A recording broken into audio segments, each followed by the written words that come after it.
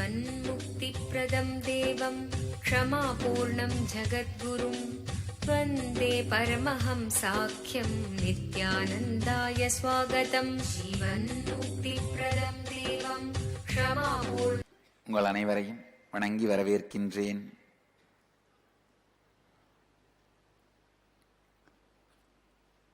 அகவிழிப்புணர்வு, inner அவேக்கனிங்கின் சாரம். ஒரு அவதார புருஷர் அப்படிங்கிறவர் யாருன்னா, மீண்டும் மீண்டும் வாழ்க்கையை உயர்ந்த நிலையில் வாழ்வதற்கான, உயர்ந்த நிலையை நான் சொல்லும் பொழுது அதோட அர்த்தம் என்னன்னா வெற்றி.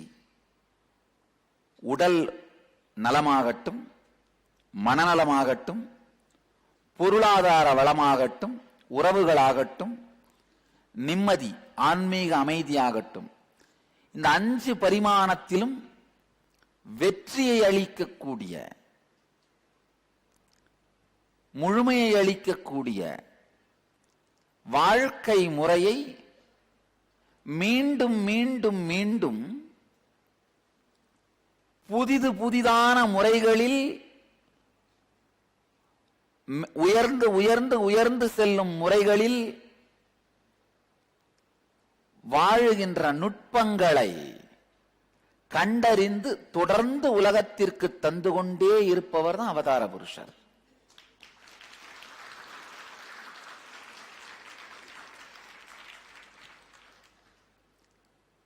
இது ஒரு பெரிய ஆராய்ச்சி கூடம். ஒரு அவதார புருஷனின் வாழ்க்கைங்கிறது, அவரோட வாழ்க்கையில சம்பந்தப்பட்டிருக்கிற எல்லாமே ஒரு பெரிய ஆராய்ச்சி களம். இந்த ஆசிரமம் ஒரு ஆராய்ச்சி கூடம்.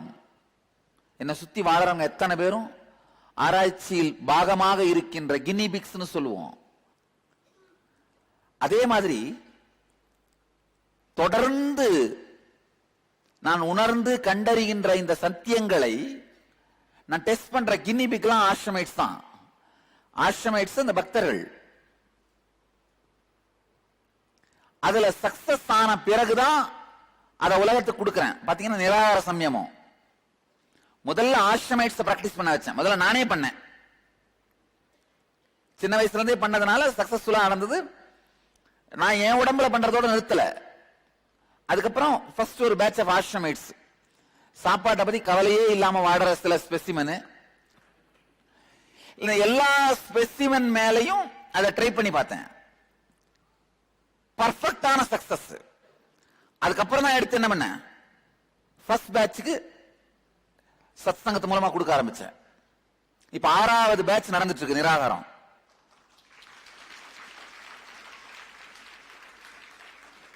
சுத்தமாவே நிராகார லைஃப் ஸ்டைலுக்கே வந்துட்டவங்களே ஏறத்தாழ ஒரு 300 பேர் இருக்காங்க.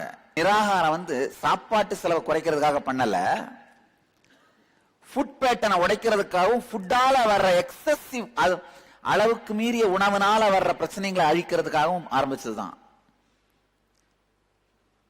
அது வாரத்துக்கு ஒரு 2-3 தடவை சாப்பிடுறவங்க கூட நிராகாரி தான். அந்த ஃபுட் பேட்டர்ன் அவங்களுக்குள்ள செட் ஆகிறது இல்ல.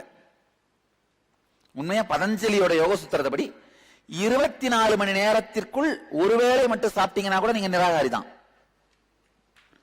ஏன்னா 24 மணி நேரத்துக்குள்ள 2வது சாப்பிடும் பொழுது பேட்டர்ன் செட் ஆயிடும், பதிவா மாறிடும்.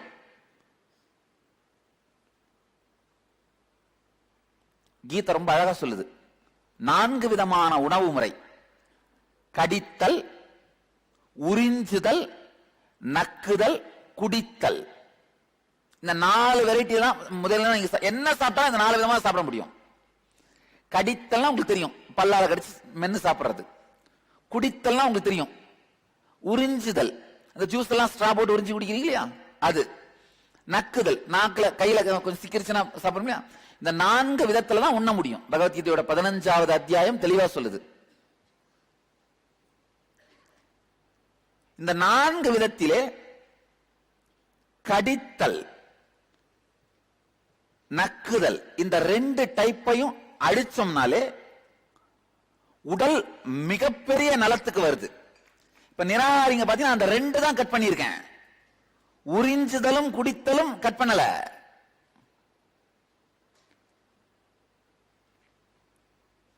இது வந்து ஒரு சயின்ஸ்.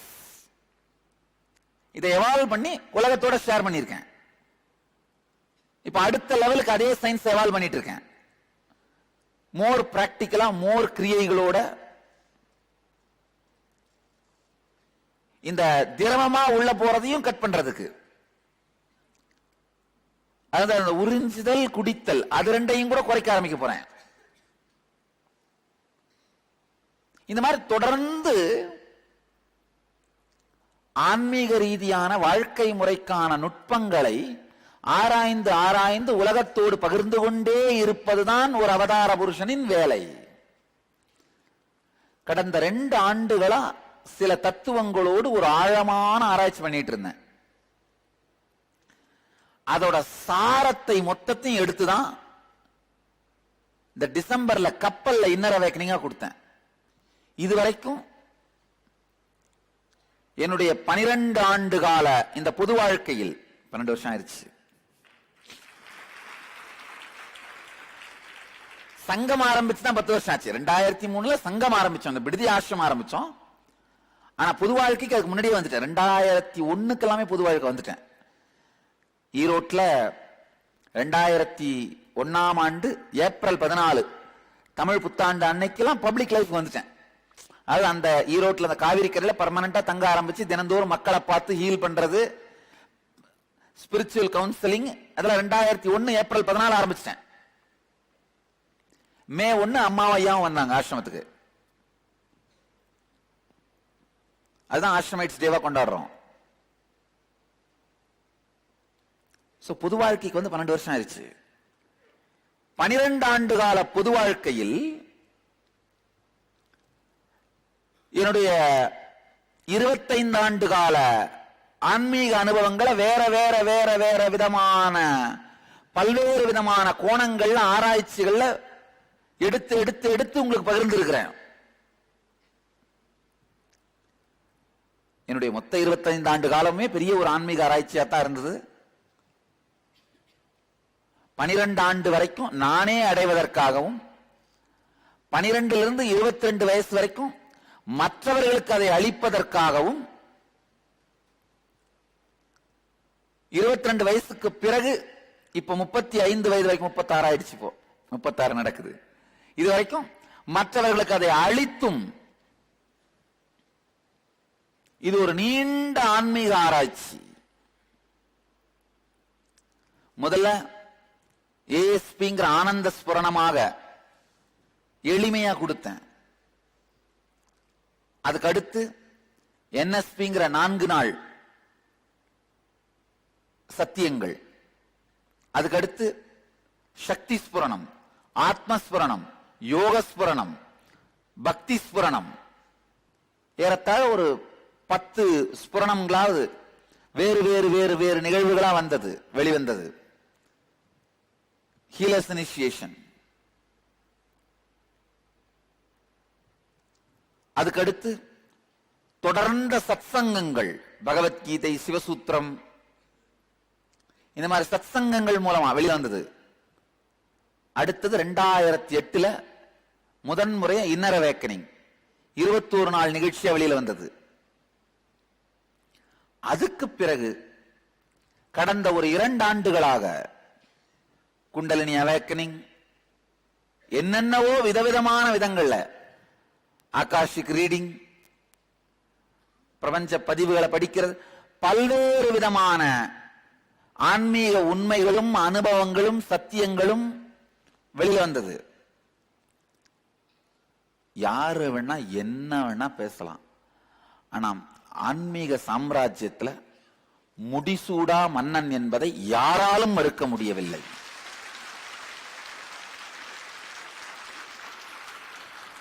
அந்த விஷயத்துல யாராவது ஒரே ஒரு ஆள் பேச முயற்சி பண்றாங்களா? அத மட்டும் யாரும் தொடவே மாட்டேங்கிறாங்க பாருங்க. ஏன்னா அங்க தொட்ட கீழே விழுந்துருவாங்க, தெரியும்.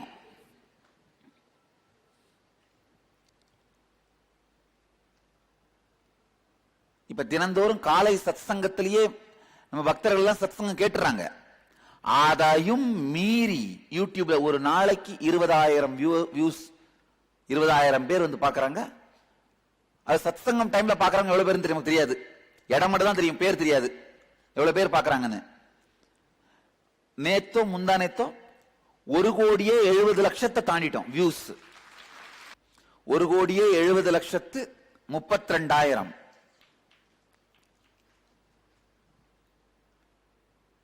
அந்த ஸ்பீடு இன்க்ரீஸ் ஆயிட்டு போயிட்டே இருக்கிற ஸ்பீடு.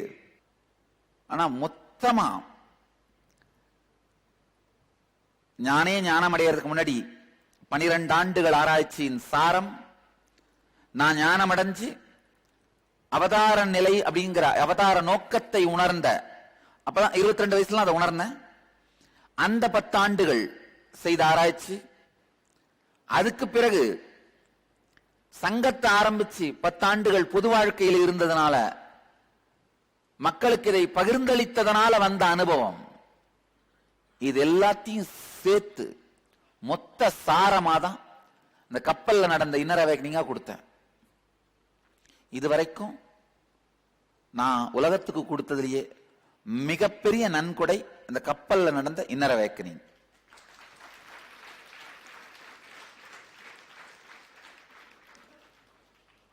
பல்வேறு காரணங்களால பணத்தடை, இல்ல மனத்தடை, சுத்தி இருக்கிற ஜனத்தடை, இல்ல தன் குணத்தடை, இந்த மாதிரி பல்வேறு காரணங்களால பல பேரால் அங்க உங்களால அங்க வந்திருக்க முடியாது அந்த இன்னர் அவேக்கனிங்க்கு. அந்த கப்பல்ல ஏற முடியலனாலும் உங்களை சம்சார கரையிலிருந்து சேர்க்க வேண்டிய பொறுப்பு என்னதுதான்.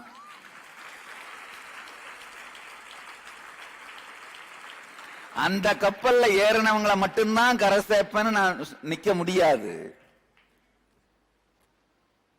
அதனால அந்த 21 நாள் மொத்த இன்னர் அவேக்கனிங்கோட சாரத்தையும்,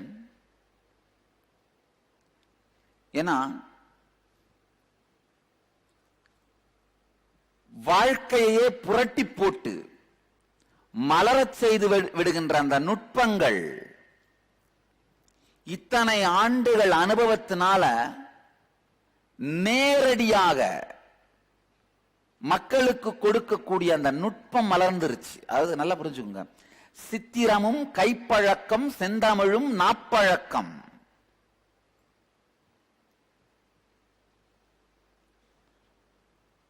அன்கிளச்சிங் மனப்பழக்கம்,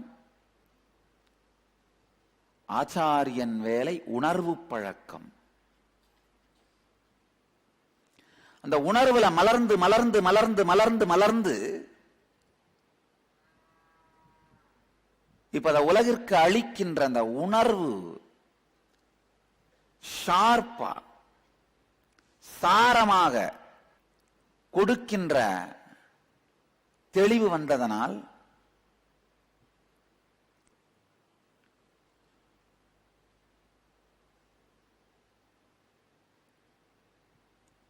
இந்த சாரத்தை உங்கள் எல்லோருடனும் பகிர்ந்து கொள்ள வேண்டும் அப்படிங்கிறதுக்காக தான் இந்த 2 நாள் நிகழ்ச்சி.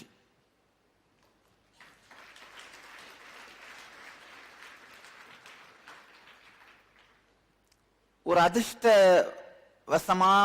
அதிர்ஷ்டவசமோ துரதிர்ஷ்டவசம், சில பேருக்கு அதிர்ஷ்டவசம், சில பேருக்கு துரதிர்ஷ்டவசம். இங்கிலீஷ் புரிஞ்சதுன்னா சாமியோட தொடர்ந்து அப்டேட் பண்ணி சாமியினுடைய அந்த சாமி சொல்ற தத்துவங்கள் சத்தியங்கள் இதெல்லாம் காலையில சத்சங்கத்திலே கேட்டு என்ன பண்ணிடுறீங்க, உங்களை வேஸ்ட் பண்ணிக்கிறீங்க.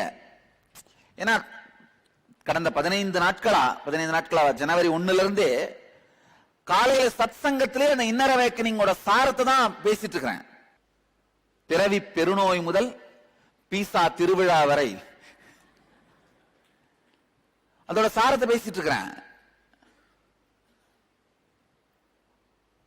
இந்த ஆங்கிலம் புரியல, இல்ல இந்த இன்டர்நெட்டை கனெக்ட் பண்ணி காலையில சத்சங்கம் கேட்க முடியல அப்படின்றவங்களுக்காக இந்த சத்தியம் போய் சேராமலே இருந்தா அவர்கள் வாழ்க்கை வளமாவதற்கு வாய்ப்பில்லைன்றதுனாலதான் இந்த சத்தியம் உங்கள் எல்லோருக்குள்ளும் சென்று சேர வேண்டும்ங்கிறதுக்காக தான் இந்த 2 நாள் நிகழ்ச்சி. ஆழமாக புரிந்து கொள்ளுங்கள். இந்த சத்தியங்கள் நேரடியாக வாழத் தகுந்தவை. நேரடியா உங்க வாழ்க்கையில் உங்கள் சிந்தனையின் பாகமாக மாறி அனுபவத்தை ஏற்படுத்தக்கூடியவை. வியாபாரத்துல ஃபெயிலியர்னா ஏன் ஃபெயிலியர்னு உங்களுக்கு உடனடியா புரிய வைக்கும். ஏன் ஃபெயிலியரா இருக்கும்? கிவிங் அப் ஆன் பீப்புள், மக்களை கைவிட்டு விடுதல். ஒரு தரம் பேசி நீங்க விற்க வேண்டிய பொருள் அவங்க வாங்கலன்னா அவங்கள கைவிட்டுறது கிடையாது. இல்ல ஏற்கனவே 2 பேர் வாங்கல அப்படிங்கறதுக்காக 3வது ஆள் அப்ரோச்சே பண்ணாம கைவிட்டுறது, அணுகாமலேயே கைவிட்டு விடுதல். இப்ப மக்களை கைவிட ஆரம்பிச்சீங்கன்னா உங்களையும் கைவிட்டுருவீங்க. உங்க மனைவிக்கு நீங்க சொல்ற கருத்துக்களை புரிய வைக்க முடியலன்னா உங்க மகளுக்கு புரிய வைக்கிறதுக்கு முயற்சி பண்ண மாட்டீங்க. மனைவியை கைவிட்ட உடனேயே மகளை அப்ரோச் பண்றதை நிறுத்திடுவீங்க. அதுக்கப்புறம் உங்களுக்கே நாளைக்கு அந்த டவுட் வரும்போது உங்களையே கூட மேலே எடுத்துட்டு வராம உங்களை கைவிட்டுருவீங்க. மக்களை கைவிடுதல் அதுதான் வாழ்க்கையில் உங்களுக்கும் மற்றவங்களுக்கும் நீங்க செய்யற மிகப்பெரிய துரோகம். சில பேர் நினைக்கலாம், சில பேர் இல்ல பல பேர் நினைக்கிறாங்க, இவர் என்ன பண்ணாலும் ஒண்ணும் பண்ண முடியலையேடா, இவர் என்ன பண்ணாலும் ஒண்ணும் பண்ண முடியலையே. இங்க துரத்தினா அங்க எந்திரிக்கிறாரு, அங்க துரத்தினா இங்க எந்திரிக்கிறாரு, இங்க துரத்தினா அங்க எந்திரிக்கிறாரு, திடீர்னு கடலை எந்திரிச்சு நிக்கிறாரு. டால்பின் மாதிரி, இந்த சுறாமீன் மாதிரி, திமிங்கலம் மாதிரி எங்கேயாவது ஒரு இடத்துல எந்திரிச்சு நின்றுட்டே இருக்காருடா.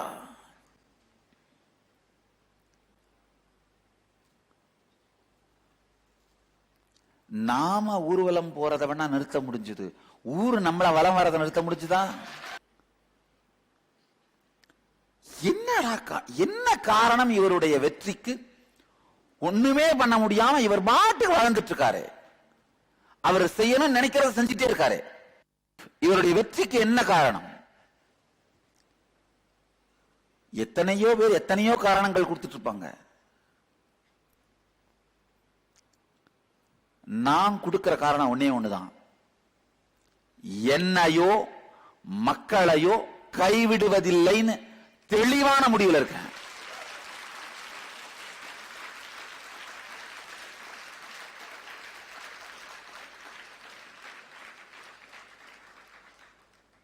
நல்லா புரிஞ்சுக்கோங்க. இப்போ இந்த 10 ஆண்டுகளாதான் எனக்குள்ள குழப்பங்கள் கிடையாது.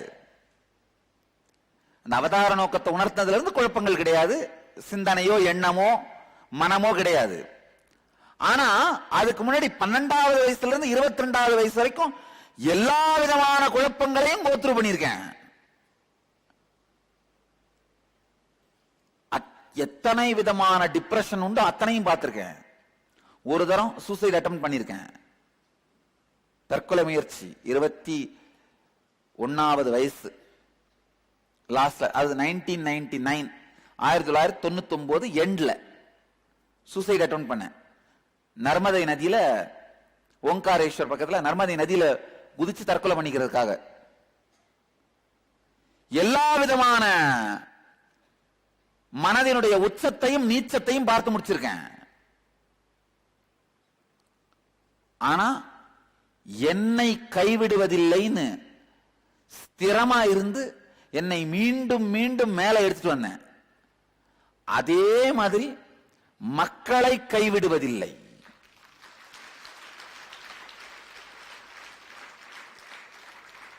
நல்லா புரிஞ்சுங்க. என்னுடைய வெற்றிக்கான ஒரே காரணம் மக்களை கைவிடுவதில்லை.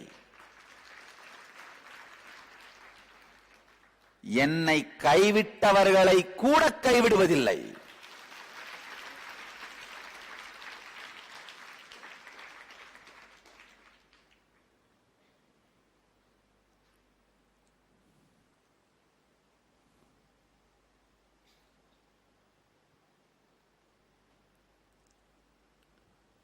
ஒரு வியாபாரத்தில் நீங்க தோற்கறீங்கன்னா மக்களை கைவிடும் பொழுதுதான் தோக்குறீங்க. எத்தனை பேருக்கு நான் சொல்றது உடனடியா உள்ள அப்படியே உரைக்குது. ஆமா, மக்களை கைவிடும் போதுதான் தோக்க ஆரம்பிக்கிறேன். மனசுல ஒரு துக்கமும் நொந்து நூலா டிப்ரெஸ் ஆகி உட்கார்றீங்கன்னா அப்ப என்ன அர்த்தம்? உங்களை நீங்கள் கைவிட்டு விட்டீர்கள். அதான உண்மை? நல்லா புரிஞ்சுக்குங்க. இப்ப நீங்க கேட்க போகின்ற சத்தியங்கள், தத்துவங்கள் அத்துணையும் வாழத்தக்கவை. என்னுடைய முழுமையான பலமான உணர்வு பூர்வமான ஆராய்ச்சிகளினால்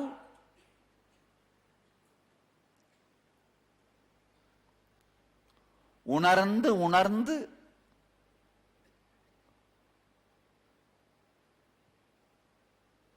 தினசரி வாழ்க்கையில் வாழத்தக்கவை என்று தெளிவாக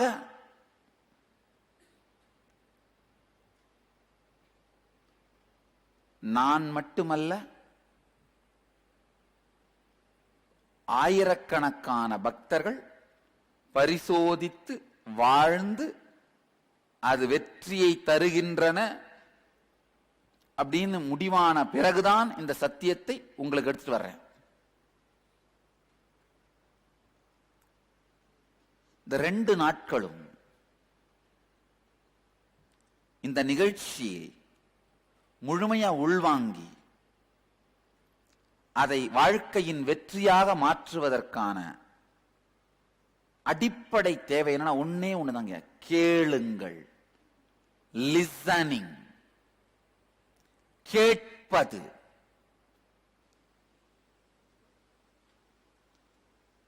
கேட்பது, ஆழ்ந்து கேட்கிறது.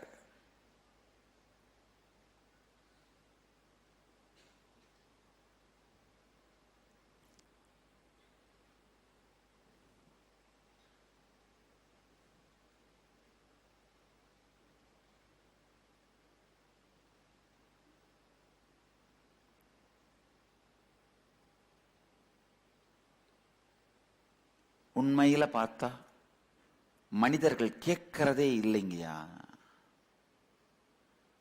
உட்கார்ந்துட்டு எதையாவது சிந்தனை பண்ணிட்டு இருக்கிறது.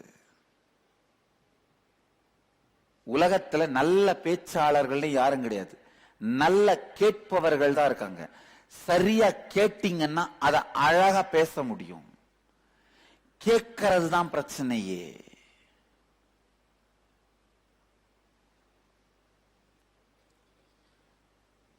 இப்ப யார் யாரெல்லாம் இந்த 2 நாளும் தெளிவா கேட்கிறது அப்படின்னு முடிவு பண்ணிருக்கீங்க? கை தூக்குங்க.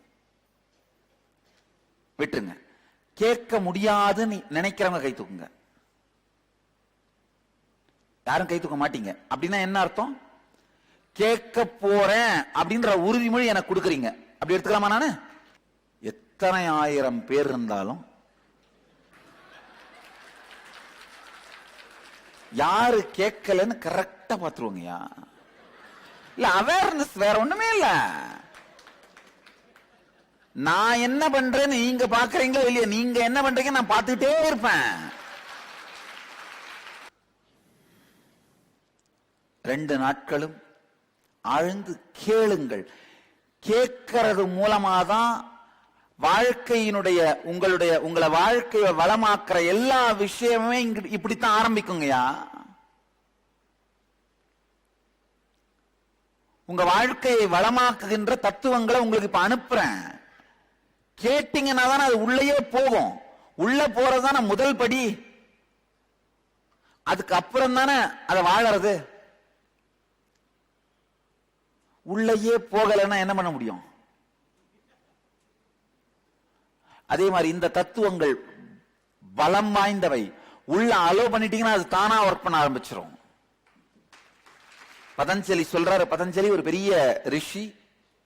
சிதம்பரத்துக்கு அருகிலே பிறந்து வளர்ந்த பிச்சாவரம்னு சொல்ற சதுப்பு நில காடுகள் இருக்கின்ற அந்த கிராமத்திலே பிறந்து சிதம்பரத்திலே வாழ்ந்து உலகத்தினுடைய மிகப்பெரிய பிராக்டிசிங் ரிலிஜியன், கடைபிடிக்கப்படும் மதம் என்று சொல்லப்படுகின்ற யோக அறிவியலை உலகத்திற்கு வழங்கி, ஆனால் தமிழனாக பிறந்த ஒரே காரணத்தால் உலகத்தால் கண்டுகொள்ளப்படாத ஒரு ஆன்மீக ஞானி பதஞ்சலி.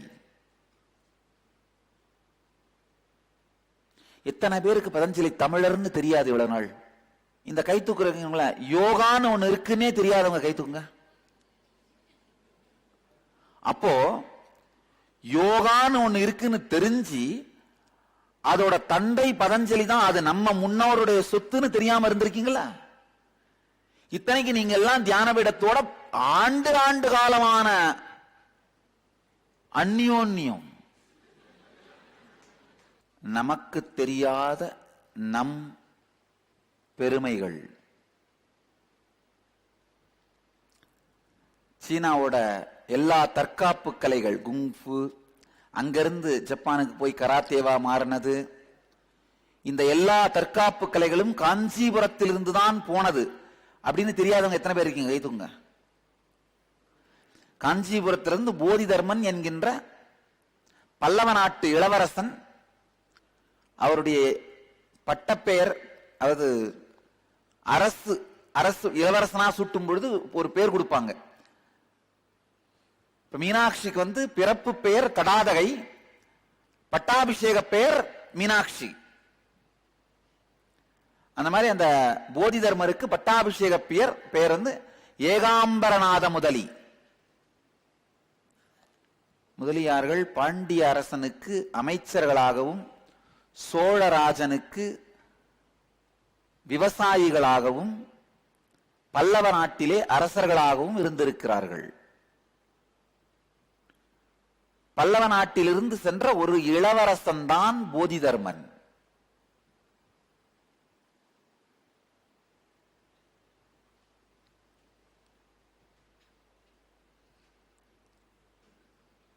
இந்த ரெண்டுத்துக்கும் காப்பிரைட் நாலேஜ் சொந்தமானவர்கள் யார் தெரியுமா?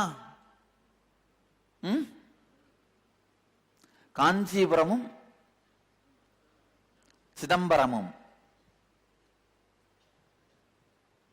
எத்தனை பேர் அந்த ரெண்டு ஊர்லயும் பிறந்தவங்க, ஆனா இந்த ரெண்டு பேரை பத்தியும் தெரியாது அப்படின்னு அவங்க கை தூங்க. இப்பதான் தெரிஞ்சுக்கிட்டேன்றவங்க கை தூங்கலாம்.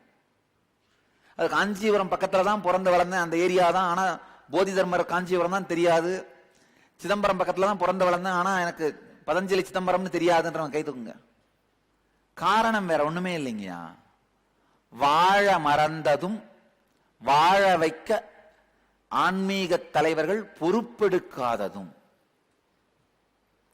வாழ மறந்ததும் வாழ வைக்க பொறுப்பெடுக்காததும். வாழ வைத்தே தீருவது அப்படிங்கிற முடிவெடுத்ததுனாலதான் இந்த 2 நாள் ப்ரோக்ராம், இந்த 2 நாள் நிகழ்ச்சி.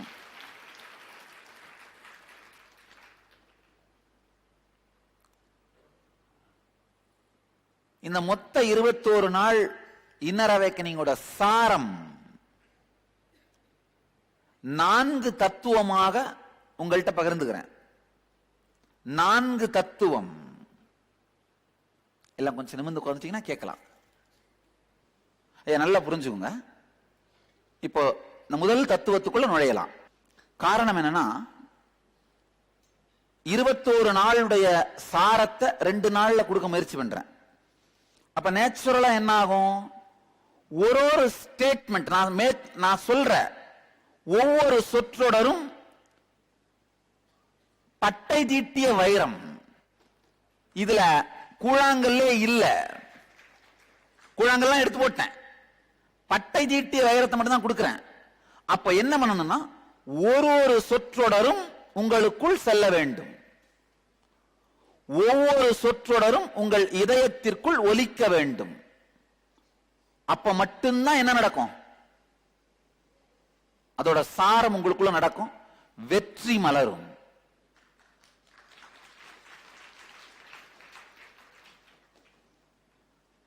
ஆழமா புரிஞ்சுக்கோங்க. இந்த 4 தத்துவம் தான். நாலு தத்துவம். Integrity, authenticity, responsibility, enriching. தமிழ்ல சொல்ற மொழிபெயர்த்து.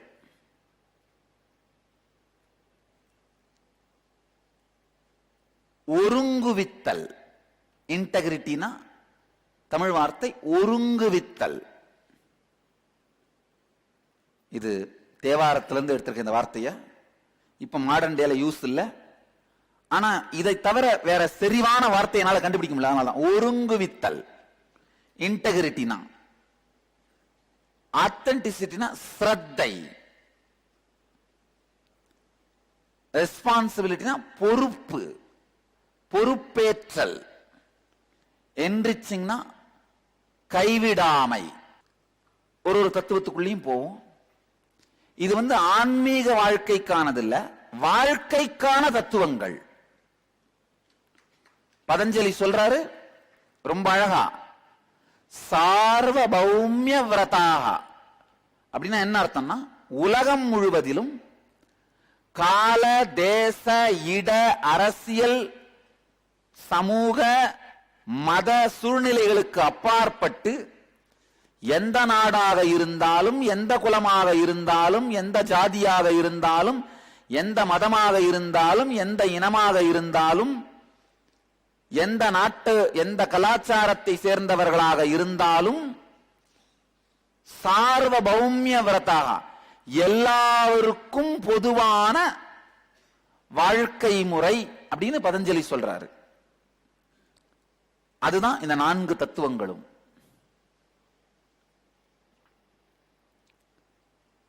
முதல்ல ஒருங்குவித்தல், இன்டெகிரிட்டி அப்படின்னா என்ன அர்த்தம்னா, உங்களுக்கு நீங்களே சொல்லிக்கிட்ட வார்த்தை, உங்களுக்கு நீங்களே கொடுத்துக்கிட்ட வாக்கு, மற்றவர்களுக்கு நீங்க கொடுக்கிற வார்த்தை வாக்கு, உயிரையே கொடுத்தாலும் அந்த இரண்டையும் பூர்த்தி செய்வது. இதான் ஒருங்குவித்தல். நல்லா புரிஞ்சுக்கோங்க, நல்லா ஆழமா உள்வாங்கிக்கோங்க. உங்களுக்கே நீங்க பல நேரத்தில் பல வார்த்தை கொடுத்துக்கிறீங்க. உதாரணத்துக்கு, நாளையிலிருந்து டெய்லி காலையில நித்திய தியானம் பண்ண போறேன்.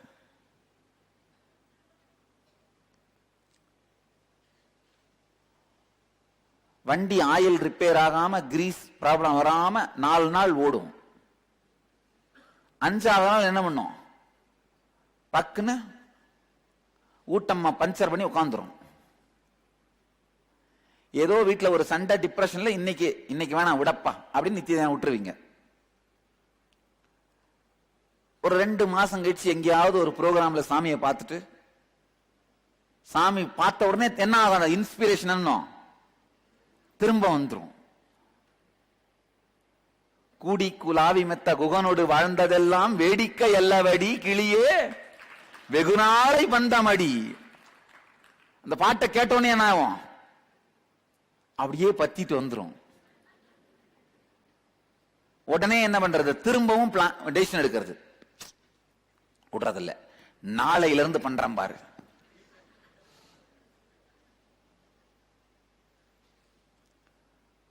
அப்ப என்ன ஆகும், ஒரு வாரம் வண்டி ஓடும்.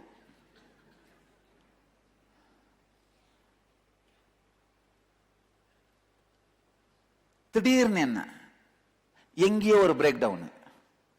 ஒரு நாள் வீட்டுக்கு லேட்டா வந்து தூங்கினதுனால, இல்ல ஒரு வெளியூருக்கு போனதுனால பிரேக் டவுன். ஒரு நாள் பிரேக் பண்ணிட்டா மறுநாள் ஆரம்பிக்க முடியாது. எத்தனை பேருக்கு இந்த வார்த்தை சுருன்னு உரைக்குது. ஒரு தரம் உடைச்சா ஆரம்பிக்க முடியாது உடனே. அப்போ ஒரு மாசம் பிரேக். அதுக்கப்புறம் திடீர்னு வேற ஏதாவது இன்னொரு தரம், இந்த பராபக்தி செஷனோ ஏதோ ஒரு செஷனுக்கு போயிட்டு அங்க திடீர்னு ஒரு சூடு வந்துடும். விடுறது இல்லையா, விடுறதில்லடா, இந்த தடவை விடுறதில்ல.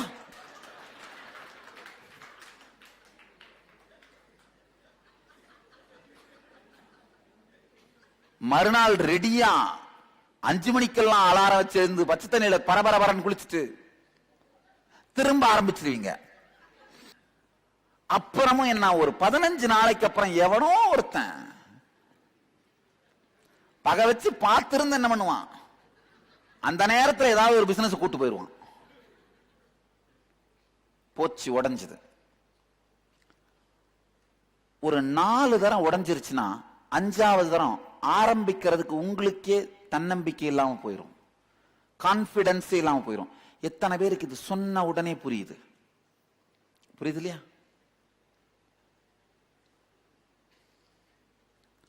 உங்களுக்கு நீங்களே கொடுத்து கொண்ட வார்த்தைகளை நீங்கள் நிறைவேற்றாத பொழுது உங்கள் மீது நம்பிக்கை இழக்கிறீர்கள். பெரிய பெரிய விஷயம்தான் நினைக்காதீங்க. அதாவது 10 கோடி சம்பாதிச்சுப்பேன் அப்படின்னு நீங்க உங்களுக்கு நீங்களே உறுதி கொடுத்துருப்பீங்க. அதுல ஃபெயில் ஆனா மட்டும்தான் உங்க மேல உங்களுக்கு நம்பிக்கை போகும்னு நினைக்காதீங்க. ரொம்ப சின்ன விஷயம். ஒரு நல்ல வெள்ளை வேட்டி நாளைக்குள்ள வாங்கிப்பேன், தியான பீடத்துக்கு ப்ரோக்ராமுக்கு போட்டு போகணும். இல்ல இந்த மாலை பாரு, டாலர் அருந்து போய் கிடக்க, அவர் பார்த்த உடனே கேட்பாரா டாலர் எங்கன்னு தான். அதனால் அவர் பார்க்கறதுக்கு முன்னாடி நானே ஒரு மாலையாவது வாங்கிக்கிறேன். இந்த சின்ன சின்ன விஷயங்கள், அதுல நீங்க எடுக்கிற முடிவு, அதை நிறைவேற்றாத பொழுதுதான். ஒண்ணுமில்ல, குங்குமம் தீந்து போயிருக்கும், ஏன்னா வைக்கிறத விட்டுருப்பீங்க. ஆனா நாளைக்கு போன உடனே குங்குமம் இருக்கான்னு பாப்பாரு அவரு.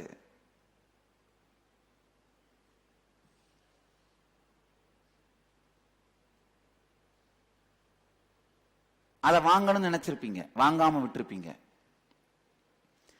சிறு சிறு விஷயங்களாக இருந்தாலும் உங்களுக்கு நீங்களே கொடுக்கின்ற வார்த்தைகள், மற்றவர்களுக்கு நீங்கள் கொடுக்கின்ற வார்த்தை, இது 2ஐயும் நிஜமாக்காத பொழுது, நிறைவேற்றாத பொழுது வாழ்க்கையிலிருந்து நீங்கள் சுருங்க துவங்குகின்றீர்கள். நல்ல ஆழமா புரிஞ்சுங்க. மற்றவங்களுக்கு நீங்க கொடுத்த வார்த்தைய நிறைவேற்ற தவறும் பொழுது என்ன ஆகும்? மற்றவர்களுக்கு உங்கள் மேல இருக்கிற நம்பிக்கை என்ன ஆகும்? கீழே விழ ஆரம்பிச்சிடும். உண்மையா இல்லையா? அதே மாதிரி உங்களுக்கு நீங்களே கொடுத்துக்கிட்ட வார்த்தைங்களை நிறைவேற்றாத பொழுது என்ன ஆகும்? உங்களுக்கு உங்கள் மேல இருக்க நம்பிக்கை கீழே ஆரம்பிச்சிடும். வாழ்க்கை எப்படி நமக்கு நடக்க ஆரம்பிக்குது தெரியுமா? எந்த துறையா இருந்தாலும் சரி, உங்கள் மீது நீங்கள் வைத்திருக்கும் நம்பிக்கை, உங்களை சுற்றி இருப்பவர்கள் உங்கள் மீது வைத்திருக்கும் நம்பிக்கை, இது 2 தான் வாழ்க்கையோட அடி ஆதாரம். வேற எதுவுமே கிடையாது. இந்த 2 தான் வாழ்க்கையோட அடி ஆதாரம். வேற ஏதாவது இருக்கா? உங்க வியாபாரம், உங்க உறவுகள், உங்க உடல் நலம். உங்க உடல் நலம் வேற ஒண்ணும் இல்ல, உங்களுக்கே உங்க மேல இருக்கிற நம்பிக்கை இழந்ததுனால நீங்க உங்களை கைவிட்டுட்டா வியாதி வந்துருது.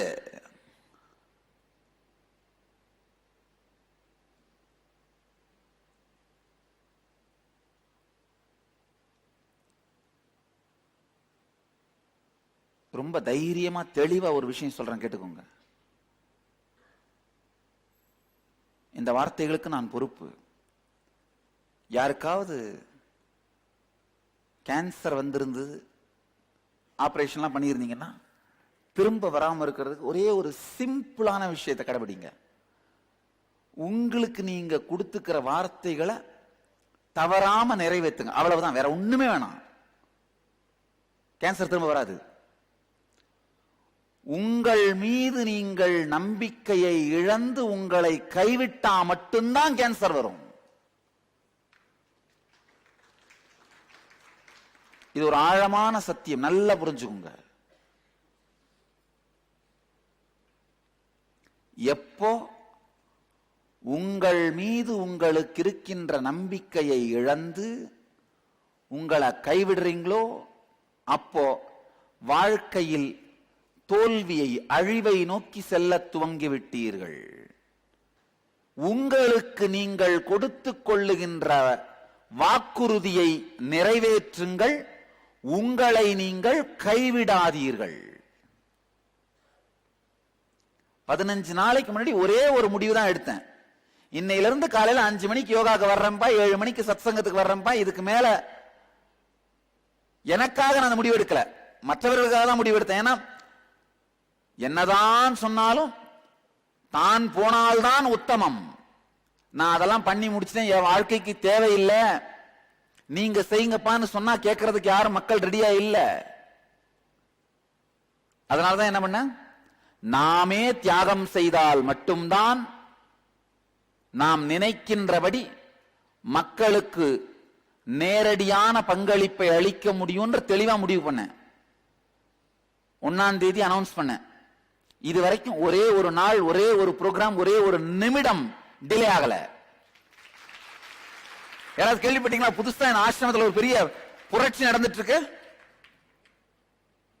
சைலண்டான புரட்சி. எத்தனை பேர் கேள்விப்பட்டீங்க? என்எஸ்பி ஒரே ஒரு செஷன் ஒரு நிமிடம் கூட லேட் ஆகல. சாமி இங்கேயே உட்கார்ந்து இருந்து கிளாஸ் எடுத்தேன். ஸ்கிரீன் மட்டும் போட்டு ஸ்கிரீன் திறப்பாங்க, ஆனா நான் இங்கேயே உட்கார்ந்து இருந்தேன். ஒரு செஷன் கூட ஒரு நிமிடம் கூட லேட் ஆகல. நல்லா தெரிஞ்சுங்க. இதனால யாருக்கு என்ன நல்லதுன்னு எனக்கு தெரியாது. உண்மையில சொல்றேன், எனக்கு என் மீது மரியாதை வளர்ந்தது, எனக்கு என் மீது நம்பிக்கை வந்தது. அதுக்கு முன்னாடியும் என் மேல எனக்கு நம்பிக்கை இருந்தது. அது என்ன மாதிரி நம்பிக்கைன்னா, ஒருத்தருக்கு ஆன்மீக அனுபவம் கொடுக்கிறோன்னு பிராமிஸ் பண்ணி வர வச்சுட்டா அவங்களுக்கு நம்மளால கொடுத்துற முடியும்ன்ற நம்பிக்கை என் மேல இருந்தது. இப்ப என்ன, ஆன்மீக அனுபவம் மட்டும் இல்ல, சமூக ரீதியா ஒரு டைம் சம்பந்தப்பட்ட சாதாரண விஷயத்தில் கூட நம்மால் சொன்னதை கடைபிடித்து அவர்களுக்கு ஒரு திருப்தியை அளித்து அனுப்ப முடியும்ன்ற எம்எல்ஏ எனக்கு நம்பிக்கை வந்தது. நல்ல ஆழமா புரிஞ்சுங்க. இப்ப புதுசா இந்த பழக்கம் பார்த்திருப்பீங்க, இந்த வாட்ச் கட்டிடுற பழக்கம். எத்தனை பேர் சத்சங்கத்தில் கவனிச்சீங்க? நாளைக்கு டின்னருக்கு ஒருத்தரை பார்க்க வர்றேன்னு நீங்க கமிட்மெண்ட் கொடுத்துட்டீங்கன்னா, ரொம்ப சின்ன விஷயமா இருந்தா கூட வார்த்தை கொடுத்து விட்டால் வாழ்க்கையை கொடுத்தாவது வார்த்தையை காப்பது.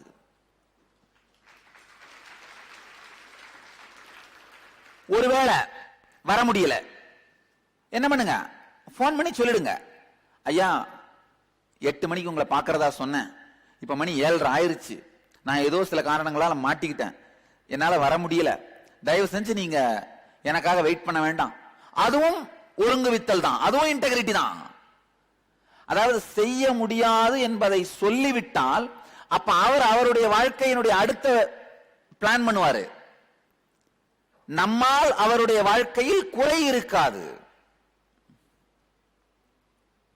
ஆழமா புரியுதா? ஒண்ணு, கொடுத்த வார்த்தையை நிறைவேற்றுவது. நிறைவேற்ற முடியாத சூழ்நிலையில் முடியாது என்பதையாவது தெளிவாக சொல்லிவிடுவது. அதே மாதிரிதான் உங்களோடையும், உங்களுக்கு நீங்களே கொடுத்துக்கிட்ட வார்த்தைங்களை நிறைவேற்றணும். நிறைவேற்ற முடியலன்னா முடியாதுன்றத சொல்லிட்டா போதும். என்ன பண்ணுங்க, கண்ணாடி முன்னாடி உட்கார்ந்து, அப்பா நான் டாக்டர் ஆவேன்னு எனக்கு நானே வார்த்தை கொடுத்துக்கிட்டேன், ஆனா அது நடக்கல, இப்ப முடிவு பண்ணிடுறேன், என்னால் அது முடியாது, அந்த கொடுத்த வார்த்தையை திருப்பி எடுத்துக் கொள்ளுகின்றேன். உங்களுக்கு நீங்களேவாவது முழுமையாக்குங்கள், பூரணமாக்குங்கள்.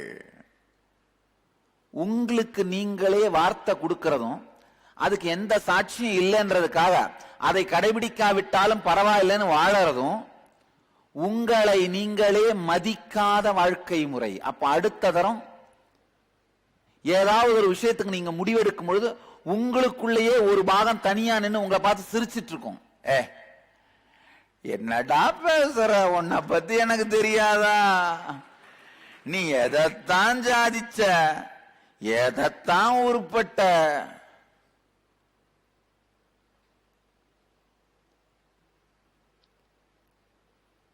இந்த தருமி பேசுற மாதிரி, எனக்கு இல்ல, எனக்கு வராது. தனியா உங்களுக்குள்ளேயே தனியா உங்களுடைய ஒரு பாகம் என்ன பண்ணும், உங்களை பார்த்தே சிரிக்கும். இதுதான் கொடுமையான வாழ்க்கை. நல்லா புரிஞ்சுக்கோங்க. கொடுமையான வாழ்க்கைனா என்னன்னா, நீங்க எந்த பெரிய முடிவை எடுக்கணும்னு எடுக்கும் போதும் உங்களுக்குள்ளேயே இருக்கின்ற உங்களின் ஒரு பாகம் உங்களை பார்த்து கேலி செய்வது. வெளியிலிருந்து யாரும் உங்களுக்கு விரோதி வேண்டாங்கயா. எத்தனை பேர் உணர்றீங்க அந்த மாதிரி எனக்குள்ள ஒருத்தன் என்னை பார்த்து சிரிச்சுக்கிட்டே இருக்கிறான் சாமி அப்படின்னு? உங்களுக்குள்ளேயே 3 பேருமே இருக்கான். Hero, villain, comedy.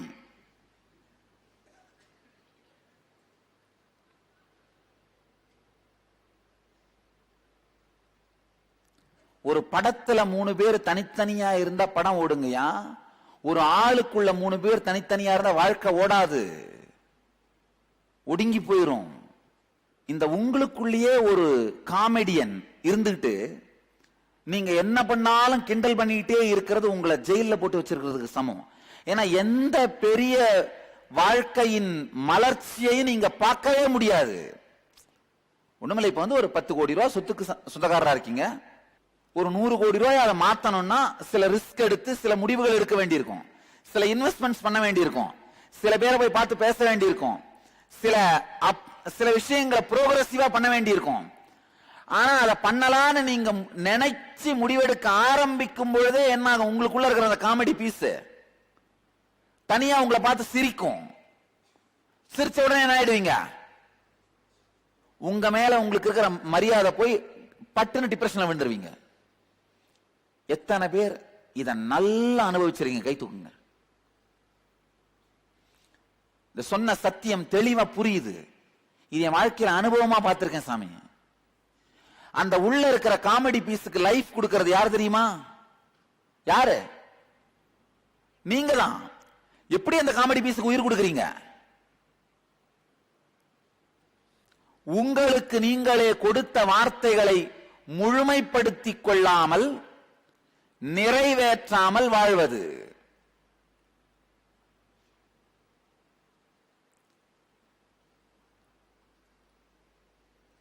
நீங்க மற்றவங்களுக்கு கொடுத்த வார்த்தையை நிறைவேற்றலன்னா அவங்களுக்கு உங்க மேல நம்பிக்கை போயிடும். நீங்க உங்களுக்கே கொடுத்த வார்த்தைகளை நிறைவேற்றலன்னா உங்க மேலேயே உங்களுக்கு நம்பிக்கை போயிடும்.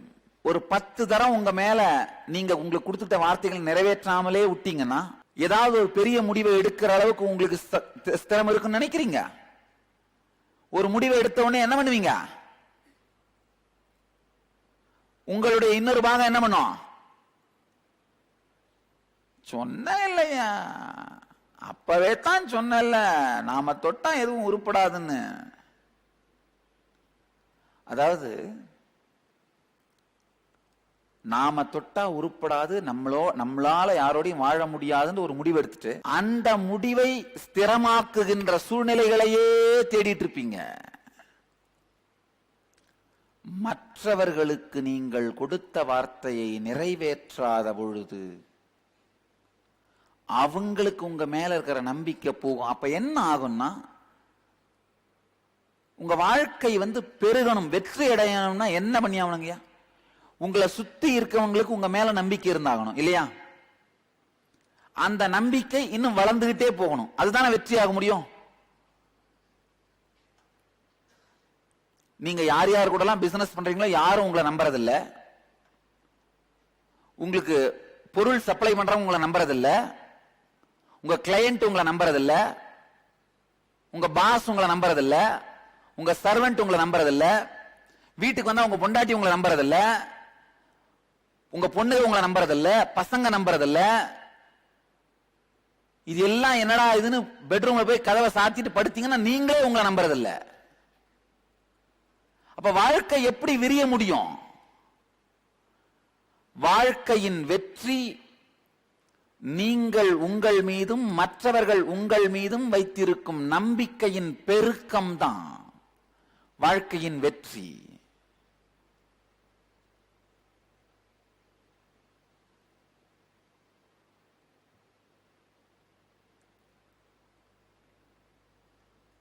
ஒரு 4 தடவை நீங்க உங்களுக்கு கொடுத்த வார்த்தைய நிறைவேற்றாம விட்டீங்கன்னா உங்களுக்கு உங்க மேல நம்பிக்கை போயிடும். நம்பிக்கை போன அப்புறம் பெரிய கொடுமை என்னன்னா, உங்களை நீங்களே கைவிட்டுறீங்க. அட 4 தடவை தப்பு ஆயிருச்சு,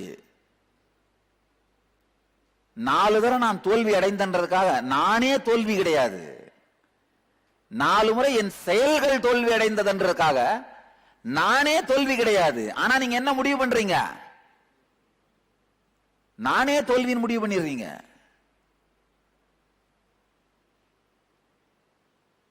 அதே மாதிரி 4 பேருக்கு நீங்க வார்த்தை கொடுத்து அதை நிறைவேற்றாம போனோடனே அவங்க உங்க மேல கான்பிடன்ஸ் குறைஞ்சு நம்பிக்கை போயிருச்சு. அப்போ என்ன பண்றீங்க? அதுக்கு பிறகாவது இல்ல திரும்பவும் அந்த நம்பிக்கையை உருவாக்க முயற்சி பண்ணுவோம் அப்படின்னு நினைக்காம என்ன பண்றீங்க? அவர்களை கைவிட்டு விடுவது. உங்களை கைவிடுற அதே வேகத்திலே என்ன பண்றீங்க? அவர்களை கைவிடுவது.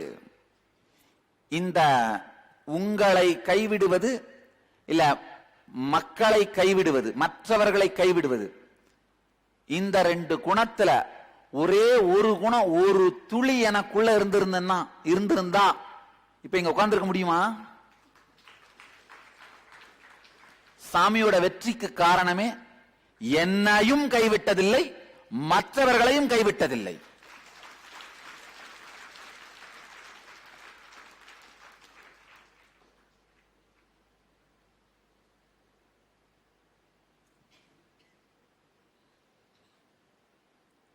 என்னை கைவிட்டவர்களை கூட கைவிட்டதில்லை. நல்ல ஆழமா புரிஞ்சுக்குங்க.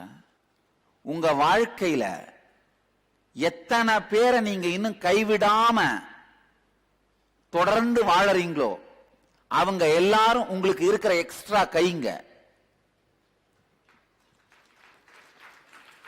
நீங்க கைவிட்டவங்க எல்லாம் மைனஸ். இது வாழ்க்கை கணக்கு, நல்லா போட்டுக்கோங்க. வாழ்க்கை கணக்கு. உங்க வாழ்க்கை லாபத்துல ஓடுதா நஷ்டத்துல ஓடுதான்னு எப்படி கணக்கு பண்றதுன்னா, நீங்க கைவிட்டவர்கள், இதுக்கு மேல இவரோட ஒன்னும் பண்ண முடியாது அப்படின்னு கைவிட்டவர்கள் நம்பர் எல்லாம் போடுங்க. எத்தனை பேர் கைவிடாம இன்னும் தொடர்ந்து அவங்களோட ஒர்க் பண்ணிட்டு இருக்கிற நம்பர் எல்லாம் போடுங்க. அதாவது நீங்கள் கைவிட்டவர்கள் பட்டியல், கைவிடாதவர்கள் பட்டியல். முதல்ல உங்களை எந்த பட்டியல்ல சேர்ப்பீங்க? நீங்க அத முதல்ல சேருங்க. அதுக்கப்புறம் கைவிட்டவர்கள் பட்டியல், கைவிடாதவர்கள் பட்டியல், அத பாருங்க. உங்களுக்கு 10 மார்க், மற்ற எல்லா நபருக்கும் ஒரு மார்க். நீங்க உங்களை கைவிடுறது 10 பேரை கைவிட்டதுக்கு சமம். அதான் உண்மை. இந்த கணக்கை போட்டு பாத்தீங்கன்னா தெரியும் உங்க வாழ்க்கை லாபத்துல ஓடுதா நஷ்டத்துல ஓடுதான்னு. வாழ்க்கை கணக்கு பேங்க்ல இருக்கிற பணம் சார்ந்த கணக்கை வச்சு ஓடுறது இல்ல. நல்லா புரிஞ்சுங்க. அதை சார்ந்து ஓடுறதே இல்ல. பணம் வாங்கி கொடுக்க முடியாத பல விஷயங்கள் வாழ்க்கையில் இருக்கு. இன்னும் நீங்க கைவிடாமல் இருக்கிற நபர்களோட பட்டியல் நம்பர் மட்டும் போட்டீங்கன்னா போதும், பேர் எழுதணும்னு அவசியம் இல்ல. கைவிட்டவர்கள் பட்டியல். கைவிட்டவர்கள் எல்லாம் மைனஸ், கைவிடாதவர்கள் எல்லாம் பிளஸ். உங்க வாழ்க்கை லாபத்துல ஓடுதா நஷ்டத்துல ஓடுதான்னு முடிவு பண்ணுங்க. இதான் வாழ்க்கை கணக்கு. ஏன்னா மனிதர்கள் தான் வாழ்க்கையை உருவாக்குகிறார்கள். நல்லா புரிஞ்சுக்கோங்க. மனிதர்கள். நீங்கள் கைவிடாமல் இருப்பவர்கள் உங்களுக்கு வாழ்க்கையை உருவாக்குகின்றார்கள். கைவிட்டவர்கள் உங்கள் வாழ்க்கையை வெறுமையாக்குகின்றார்கள்.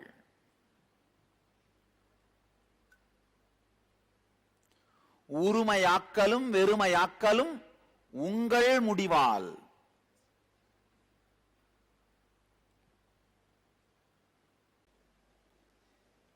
நல்லது. நஷ்டத்துல ஓடுறவங்க இப்ப லாபத்துக்கு மூவ் பண்ண முடியும் இல்லையா? உண்மையா இல்லையா? லாபத்துல ஓடுறவங்க பெரும் லாபத்துக்கு மூவ் பண்ண முடியும் இல்லையா? இப்போ இந்த லாபத்தை பெருலாபமா மாத்தவும் நஷ்டத்தை லாபமா மாத்தவும் ஏதாவது மூலதனம் வேணுமா? ஒரே ஒரு மூலதனம் தான் வேணும். அது என்ன? உங்கள் முடிவு. இல்லையா? எத்தனை பேர் உங்களையே அந்த கைவிட்ட லிஸ்ட்ல போட்டிருக்கீங்க? கை தூக்குங்க. பரவாயில்ல, ஆனஸ்டா போட்டிருக்கீங்க. எத்தனை பேர் உங்களை அந்த கைவிடாத லிஸ்ட்ல போட்டிருக்கீங்க? கை தூக்குங்க. நல்லது. இப்போ நஷ்டத்தை லாபமா மாத்தவும் லாபத்தை பெருலாபமா மாத்தவும் ஒரே ஒரு தேவைதான். என்ன? நீங்க எடுக்கிற முடிவு. வேற ஒண்ணுமே இல்ல. அதாவது எந்த வார்த்தையும் உங்களுக்கு நீங்களே கொடுத்துக்கிறதுக்கு முன்னாடி தெளிவா யோசிச்சு முடிவு பண்ணுங்க, கொடுங்க. எந்த வார்த்தையும் மற்றவங்களுக்கு கொடுக்கறதுக்கு முன்னாடி யோசிச்சு கொடுங்க. வாழ்க்கையே கொடுத்து அதை நிரூபிக்கணும், அதை உண்மையாக்கணும். முடியல அப்படின்னா உடனே என்ன பண்ணிடணும்? முடியலன்னு உங்களுக்கு தெரிஞ்ச அந்த வினாடியே உங்களுக்கே கொடுத்த வார்த்தையா இருந்தா நீங்க உங்களுக்கே சொல்லிடணும். அதெல்லாம் கவலையோ கூச்சமோ, இப்ப 4 பேர் பார்க்கறாங்க நான் தனியா பேசினா என்ன நடக்கும் அதெல்லாம் நினைக்க கூடாது. ஏன் உங்களுக்கு நீங்களே பேசினா வார்த்தையை கொடுத்துக்கிட்டீங்க? பேசாம பக்கத்துல பாத்ரூம் போய் கதவை பூட்டிக்கிட்டு கண்ணாடியை பார்த்து உங்களுக்கு சொல்லிட்டு வந்துடணும், அழுது தீத்துற மாதிரி. இந்த பழக்கம் துவங்கினால் உங்கள் மீது உங்களுக்கு நம்பிக்கை வளர துவங்கும். நல்லா புரிஞ்சுக்கோங்க. உங்களுக்குள்ளேயே இருக்கிற அந்த கோமாளி உங்களை ஏன் பார்த்து சிரிக்கிறான்னு உங்களுக்கே புரியாது. அவனை அடக்கிறதுக்கு நீங்க எவ்வளவு முயற்சி பண்ணாலும் அடக்க முடியுதா? நீங்க நினைச்சு பாப்பீங்க, இவனை அன்கேட்ச் பண்ணி விடலான்னு பார்க்கலாம், போக மாட்டேங்கிறானே. அந்த உள்ள இருக்கிற கோமாளியில இருந்து அன்கேட்ச் பண்ண முடியுதா? காரணம் என்னன்னா, பல நேரத்தில் அன்கான்சியஸா நீங்க உங்களுக்கு வார்த்தை கொடுத்து அதை வாழாம போய் உங்கள் மீதே உங்களுக்கு நம்பிக்கை இல்லாமல் புழுத்து போய்விட்டது. அதான் உண்மை. உள்ள புழுத்து போயிருச்சு. உண்மையில் என்ன நடந்தது? உள்ள புழுத்துருச்சு. ஒரு பாகம் உங்களுக்குள்ளே பாத்தீங்கன்னா சீழ் வச்சிருச்சு. ஒரு சின்ன டைம் கமிட்மெண்ட் கொடுத்தீங்கன்னா கூட அத வாழ்க்கையே கொடுத்தாவது அதை பூர்த்தி செய்வது. ஒரு டைம் கமிட்மெண்ட் கொடுத்துட்டீங்கன்னா அது ஹானர் பண்றது அப்படிங்கறதான் காலபைரவ பூஜை. நல்லா தெரிஞ்சுக்கோங்க, அதுதான் காலபைரவ பூஜை. காலபைரவனை மதிக்கிறதுனா என்ன நினைக்கிறீங்க? சும்மா அந்த ஒரு காலபைரவர் விக்கிரகத்துக்கு முன்னாடி மரியாதையோட இருந்துட்டு, இல்ல சாமி காலபைரவ தரிசனம் கொடுக்கும்போது பயந்து உட்கார்ந்துட்டு இருந்துட்டு அது மரியாதை கொடுக்கிறது, அது மட்டும் மரியாதை கிடையாது. காலம்னா என்ன? டைம். டைம் ஹானர் பண்றது. எப்ப நீங்க கமிட்மெண்ட் கொடுத்தீங்கன்னாலும் ஆபீஸுக்கு 8 மணினா 8 மணிக்கு போயிடுறது. அந்த மேனேஜரோட சில ரகசியங்கள் நம்மளுக்கு தெரியுங்கிறதுக்காக, அவர் நம்மள ஒண்ணு கேட்க முடியாது, கேட்டா நம்ம அவளை பிளாக்மெயில் பண்ணுவோன்றதுக்காக தினம் 10 மணிக்கே போயிட்டு இருக்கிறது. அது மேனேஜரை பிளாக்மெயில் பண்றது இல்ல, காலபைரவனை அவமரியாதை பண்றது.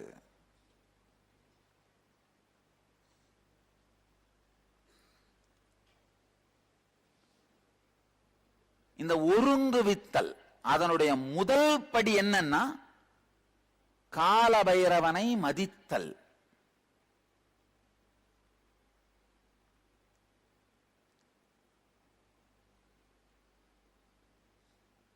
எத்தனை பேர் ஏற்கனவே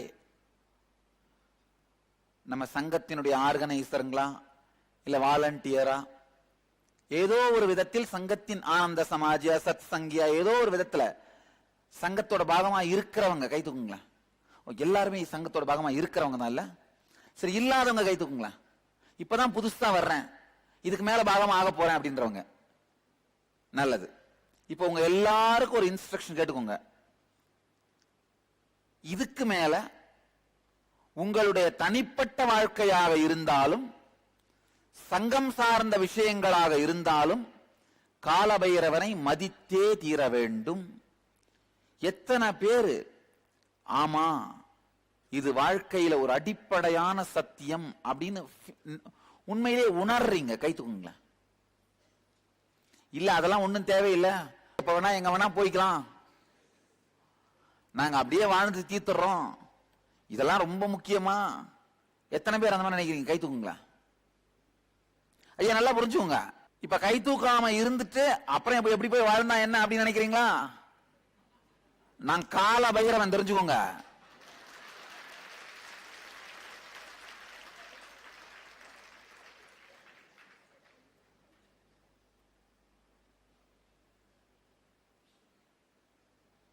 அது நடக்குமா? ஆழமா புரிஞ்சுங்க. வாழ்க்கையில எல்லா கிராமத்திலையும் பாத்தீங்கன்னா அந்த மூளையில திண்ணையில ஒரு செட்டியார் கடை போட்டு வச்சிருப்பாரு. 4 டப்பி, வரட்டி, பப்படம், இதெல்லாம் ஒரு டப்பால போட்டு வச்சு எல்லா கிராமத்திலையும் மூளையில ஒரு செட்டியார் கடை வச்சிருப்பாரு. தென்னாட்டு பக்கம்னா நாட்டார் கடை, எங்க நாடு எங்க ஊர் பக்கம்லாம் நாட்டார் கடை, பாண்டி நாடு.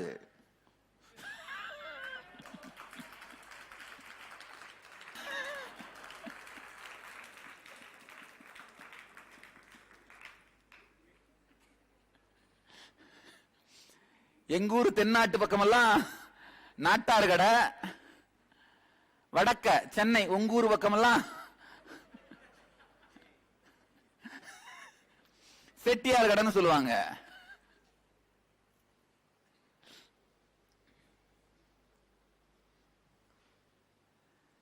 உங்க வாழ்க்கைய அந்த தெரு மூலையில இருக்கிற செட்டியார் கடை நாட்டார் கடை மாதிரி நடத்திடணும்னா இந்த நான் சொல்ற இந்த 4 தத்துவமும் தேவையில்லை.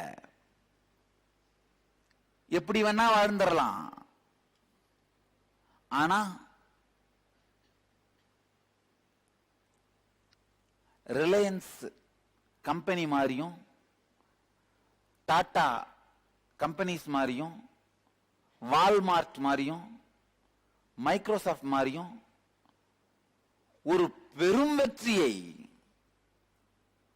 சாதிக்கணும் நினைச்சீங்கன்னா இந்த 4 தத்துவம் இல்லாம சத்தியமா முடியாது, தெரிஞ்சுக்கோங்க. எத்தனை பேர் உங்க வாழ்க்கைய நாட்டார் கடை செட்டியார் கடை லெவலோட நடத்திட்டு செத்து போயிடலாம் நினைக்கிறீங்க? இல்ல அதை தாண்டி வெற்றி மலர்ந்தே ஆகணும்னு எத்தனை பேர் நினைக்கிறீங்க? இந்த நாட்டார் கடை செட்டியார் கடையோட செத்து போறது தப்புன்னு நான் சொல்லல, அது சரின்னு சொல்லல. நாட்டார் கடை செட்டியார் கடையோட செத்து போயிடுறேன்னு நினைச்சீங்கன்னா என் ஹெல்ப்பே உங்களுக்கு வேணாம். எது உங்களுக்கு வாழ்க்கையில் இருந்து வேண்டுமோ அதை செய்வோம். இப்போ செட்டியார் கடையும் நாட்டார் கடையும் தப்புன்னு நான் சொல்லல, அதோட நிக்கணும் நினைக்கிறீங்களான்னு மட்டும் தான் கேட்கிறேன்.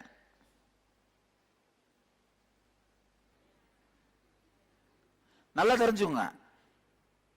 வெற்றி வாழ்க்கையை அடுத்த நிலைக்கு கொண்டு செல்ல வேண்டும் நினைச்சீங்கன்னா இந்த 4 தத்துவமும் வேணும், இல்லைன்னா தேவையில்லை. எத்தனை பேர் அடுத்த நிலைக்கு கொண்டு போகலாம் போயே ஆகணும் நினைக்கிறவங்க, உங்களுக்கெல்லாம் இந்த தத்துவம் வேணும். வேண்டாம்னு நினைக்கிறவங்க என்ன எத்தனை பேர்? இல்ல சாமி நான் அப்படியே இருக்கிறப்ப இருந்தபடியே வாழ்ந்துடலாம் நினைக்கிறேன். கைத்துங்க. இல்ல தப்பு இல்ல, ஆனஸ்டா கைத்துங்க, உண்மையை சொல்லுங்க. வேணான்னு நினைக்கிறேன், நான் இருக்கிற செட்டியார் கடையே போதும்னு நினைக்கிறேன், அதுலயே 2 பாட்டில குறைச்சிட்டு ஒரு தண்ணி பானை வச்சு வர்றவங்க வர்றவங்களுக்கு 2 ஒரு தாகத்தில் இருக்கவங்களுக்கு தண்ணி வந்தெல்லாம் அமைச்சு அப்படி வாழ்ந்துட்டேன்னா போதும் சாமி, வேற ஒண்ணு எனக்கு வேண்டாம்.